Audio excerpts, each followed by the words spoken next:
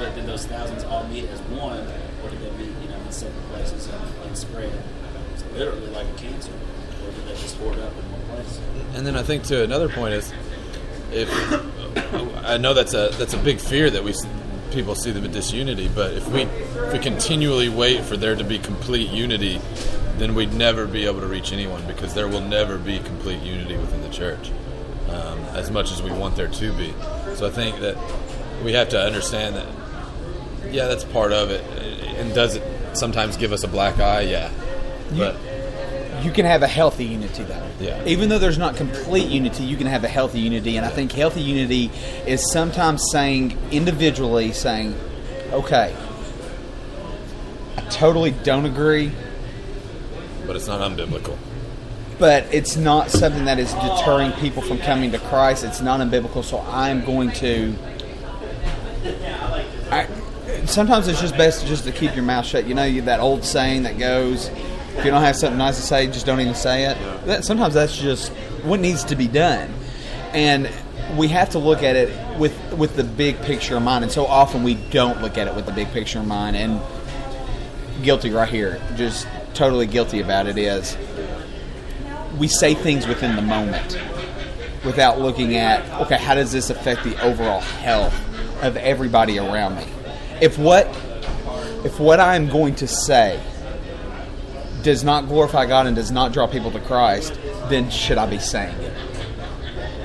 And that's very difficult, because in the moment you get really, you're upset, you get hurt feelings, and what do we as humans naturally do? We wear our emotions on our sleeves. So do we then, when the gossip gets brought up in the business meetings and stuff, do we then stand up and say, all right, wait, let's pause.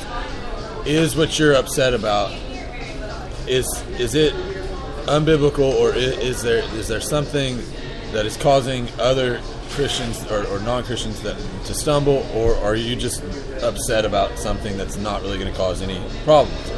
Should we do that then? Should we stand up and say, hey, listen, what you're upset about there's nothing unbiblical about what you're upset about, so is there really a reason to bring this up?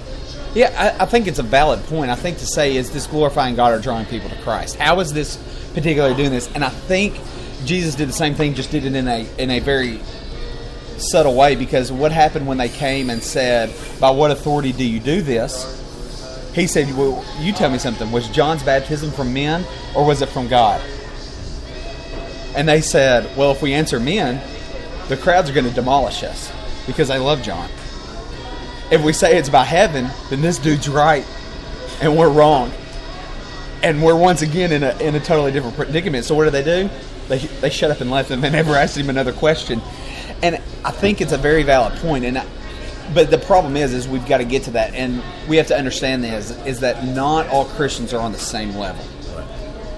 But what can we do to bring them to that level? And it's maybe that kind of question would pull them to that, is to say, okay, somebody brings up a question about this, I've got a question first.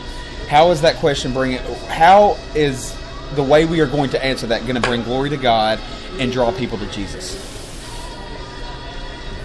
And it's just a very valid point. And we have to ask of that internally too. How are our actions drawing people to Christ? How are our words drawing people to God? How is what we're doing here in this moment, as if people are overhearing us, is that drawing people to Christ, or is it putting a negative connotation on the church? Because the church ultimately should reflect totally the love of Christ. It's exactly why Jesus said, or even Paul said in Ephesians, husbands, love your wife as Christ loves the church. Our love for our wives should reflect the love that Christ has for the church, and our church should reflect that love to the world. And they should see it and say, wow, I've never seen a love like that. Yeah. I think in answer, I've been noticing a lot reading Scripture, just how important gentleness is and how we speak to people, because that shows compassion, concern, love to people. And that's hard to do in that setting. And I know for me personally, it would be easy to stand up and defend any sort of position that I want to, because that's just the type of personality I have. But on the other hand, is my answer really going to change anything? Is someone's concern or questioning really going to change anything? The answer is probably no on both sides. And it's basically just someone airing when they should be shut. And I think personally, just like we just read about, even if you don't have something against them, go on them individually instead of just airing public. Yeah. I agree.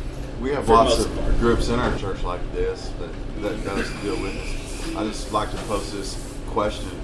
What are we doing as a church? Unified to go. Yeah. What are we doing? And then let's as a church unified to go, and then you got to break that down on the individual side. And I'll go back. I'm just going to go back to the core that we spoke about on Sunday morning. Is whom are you and I actively engaging as individuals, and who are we intentionally investing in?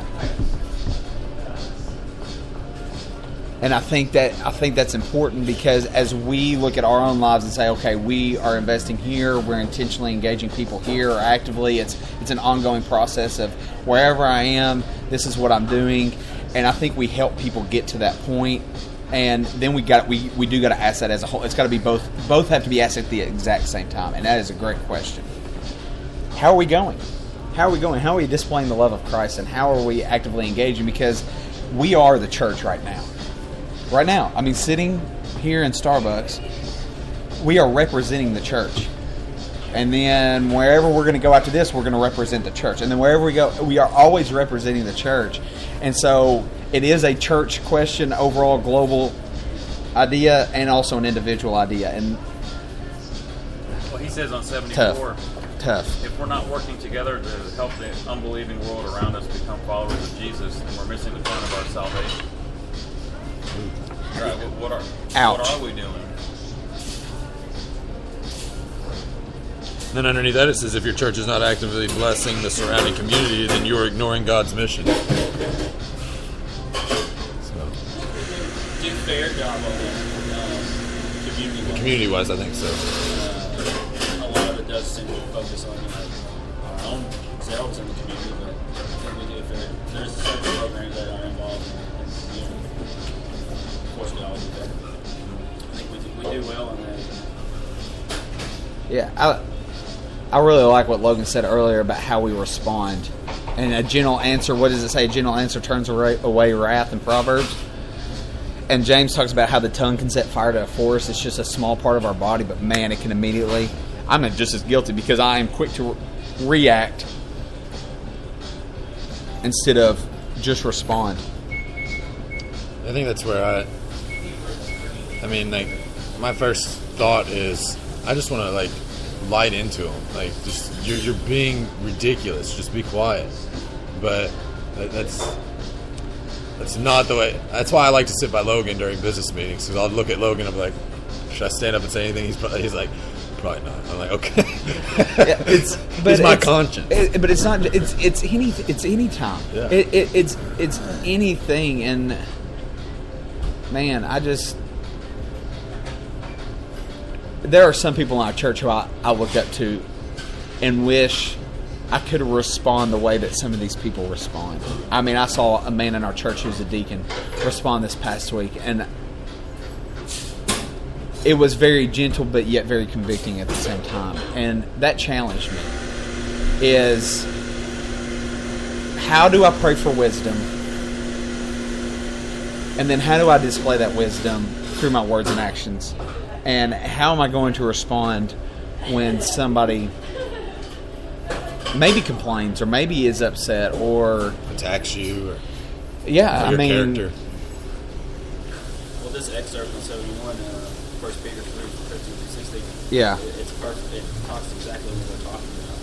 And you know, he kind of starts off, well, what good are you doing if you're doing it zealously and anger and all that stuff? What good is it doing?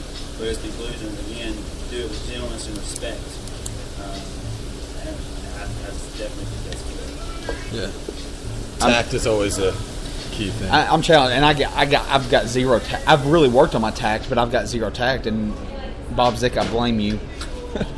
But I have to take some ownership on myself, just because my dad does the same thing. Let's talk about accountability and responsibility. Yeah, I mean, it falls on me, not on him. But I look at this and I see the First Peter, because a lot of times I just want to look at people and say, do you not realize how stupid you just sounded? Like a Jesus joke. Oh my gosh. I mean, but then again, I have to ask myself, ultimately, what does that accomplish? How does that accomplish that? And how can I better say, do you know how stupid you look, but in a more loving way? Be like, come here, honey. It's okay. 'Cause Bless your I little know heart. You wouldn't act like that if you could help it. So I recognize you've got a problem. Come here. Let You wouldn't Daddy act- love you. Let Daddy love you. Remember, you can say anything you want about somebody as long as you say Bless your heart, right? Bless your heart. Or no offense, but But in reality, people, a lot of times, they can't help themselves. 'Cause Yeah. they wouldn't act like that on purpose. And Yeah. I've seen that so many times in life. And Jason sat down there. Me and him could tell you some stories about adversity in the church walls. I've been trying to keep my mouth shut so I'm not gossiping. I know. I've been through it, and really, honestly, after what I've been through, it's amazing that I ever came back Yeah. to the church. The Lord has been with me, and I think you can vouch for that. And Yeah, what I will say is, I was actively engaging in conflict to try to win. I finally just stopped. And, years later, that same individual that was causing all the issues, I see him fairly often now, and we're fine. Because I finally just let God have it. Yeah. And say, you know what? If I was wrong, I was wrong. If I'm right, I'm right. I'll let it go. That's a great point, is actively engaging in conflict or actively engaging in love.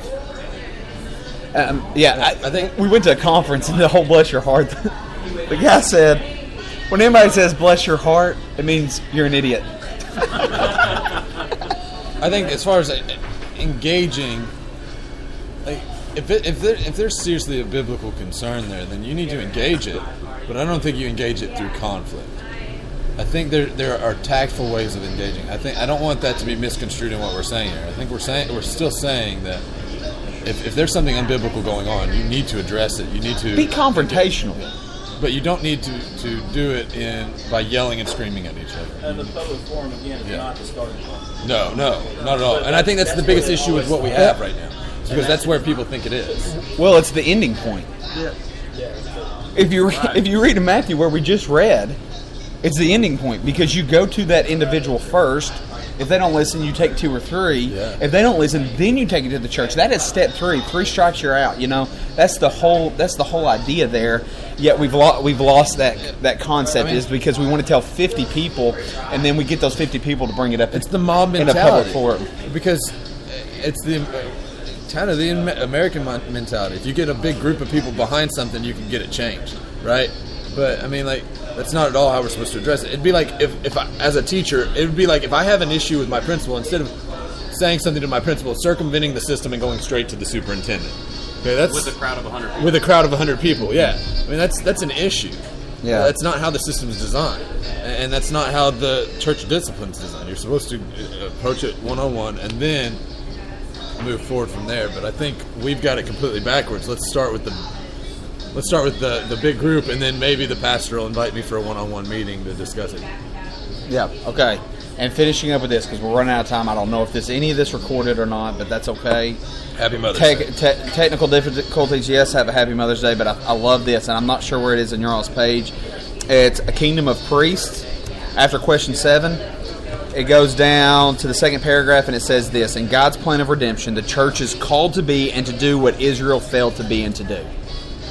And that's what it comes down to. It doesn't matter whether you're a church of 1,000 strong or if you meet with 2 other Christians living in a living room. You can help your church. That's individually. You can help your church become an attractive community that exhibits Christ's love, unity, and hope. And I think that's what it comes down to. I know that's what it comes down to. We help our church, and that is exactly how we respond. And that's going to be extremely important. So thanks for listening. I hope this worked. There's probably a break in the recording, and I apologize, but hang with it if it recorded, and it'll go on. So be that dancing queen.